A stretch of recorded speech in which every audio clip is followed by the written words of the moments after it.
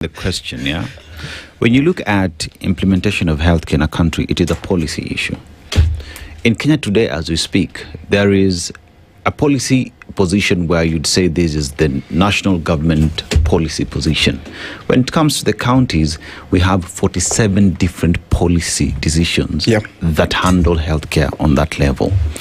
And one asks the question then, as a country today, what is our healthcare policy that is supposed to take care of mwananchi? Because one would say it would be easy if we have two policy positions where we say we know national government handles this, and we have another unifying policy that handles issues at the counties level 1, 2, and 3. But here we have 47 different policies, 47 different decisions, even on matters to do with human resource, on preventative CHPs. Can we operate and saying we are offering healthcare to mwananchi with a confused system, confused policy positions that does not offer solutions that we talk about today? Yeah, in Schedule 4 of the Constitution, it talks about that policy is national government function, just like labor standards. Yeah, but many a times, because of gatekeeping and just selfishness, just not caring about the mwananchi, the people then who are bestowed with the responsibility at the county level, they don't look at this opportunity to serve from point that how can we help our people? Yeah.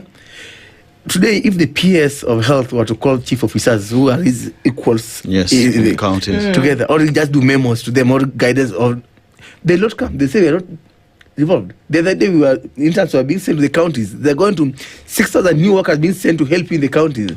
None of them turned up even in MOH to talk about, to receive them.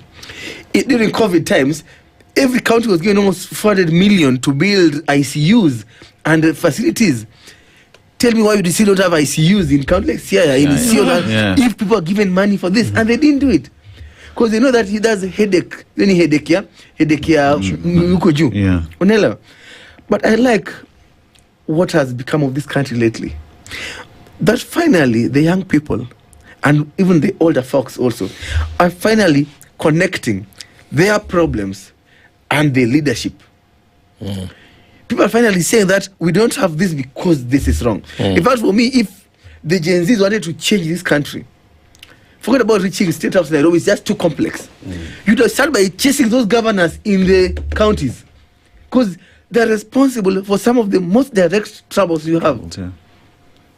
People think that building a road or launching a water project is the most important thing in their lives.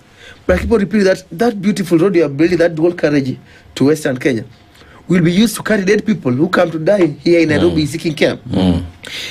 Giving 700 billion for education is perfect. But I'd rather have an ignorant man live up to 80 than a professor die at 40. A sick policeman won't go to work, a sick doctor won't go to work, neither will be a sick student.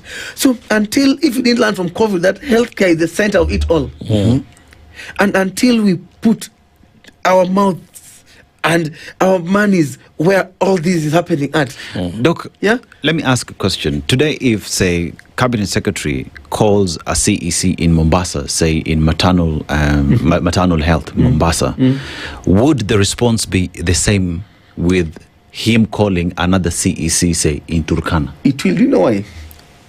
As a good example, the UHC staff.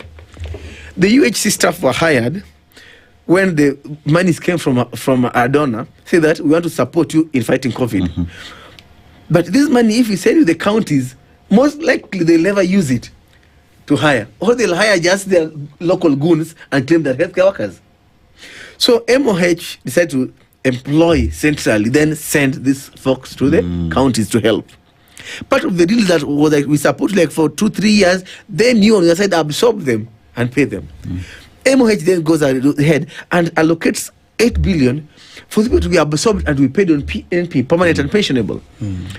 But the government then said that no, you can't give us workers, you can't tell us what to do.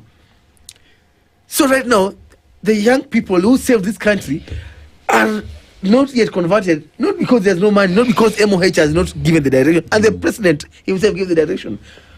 Government said no, You give us the money, we'll decide who we want to employ. Because we want to do other shenanigans around it. That is the kind of nonsense that is going on. And that's why we are stuck with it. And also, perhaps, Daktari, it might be nonsensical for the governors to claim that, but also they could be landing on the constitutional right that the health is devolved.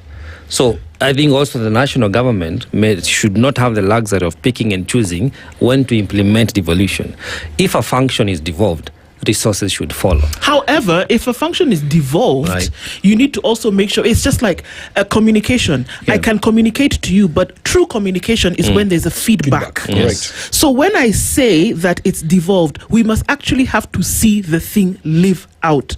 But in this case, I believe that people are riding on this devolution thing for their own shenanigans. If we actually see that form follows function and that money actually follows this function, then we would actually see healthcare being a thing where it is operationalized around the country. People wouldn't be dying from things like malaria. People wouldn't be dying from things like there is no ambulance, there's no IC. I mean, for God's sake, 20 billion shillings has been given to a county, there's no ICU. That's the basic thing that we're talking about here. So maybe my final question would be... Exactly. So my final question would be: would they need stadiums. Would it make a difference if perhaps the law on devolution should not change? Where the law should change, is a question, is the insistence that everybody, as Dennis often asks for, let everybody use the public health system from top to bottom to in the middle. You will ensure that then it functions. Does that make sense? Yeah, I think that it is dishonest as a parent that in the morning you make a breakfast for your kids, tell them kunyindu chai hakuna mkate, then we on your way unanua mkate ukikula ukienda kwa ofisi. Or you cook, you run a hotel here, but when you're going for your meal you buy food from the next hotel. That's what they're doing. You run health in your county. When you fall sick, you tell us how God saved you when you came to Nairobi hospital, whichever hospital you went to. Or somebody whose nose was broken in Bomet and went to South Africa. How do you run health and then you don't protect yourself? My plea to wananchi is that please, in this coming election, make healthcare your agenda. It's beautiful, all these stories are being told, but make healthcare. You can only live long to see that Singapore we hear about if you're alive. Then we can't see Singapore. So, from the MCA, ask them what role have they played, or what role do they plan to play on oversighting and budgeting for healthcare.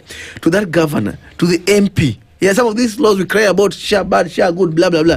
These are laws that can be changed in parliament. Yes. Which MP, even those ones in Chilinda, Wananchi, Linda, Kenya, what have they done in changing that law? They can just be talking on TV and on podi and don't bring it to the ground. To Linda Afia. Yes, to the governors, to the president. For me, I say that if I were to meet the president, one thing I'll tell him, and anybody was vying and we'll look for them as a union, you have to tell us that, are you promising us not to take away the evolution of healthcare, but to give the wananchi a chance in a referendum to choose for themselves whether they want to continue dying like now or they want to live long enough.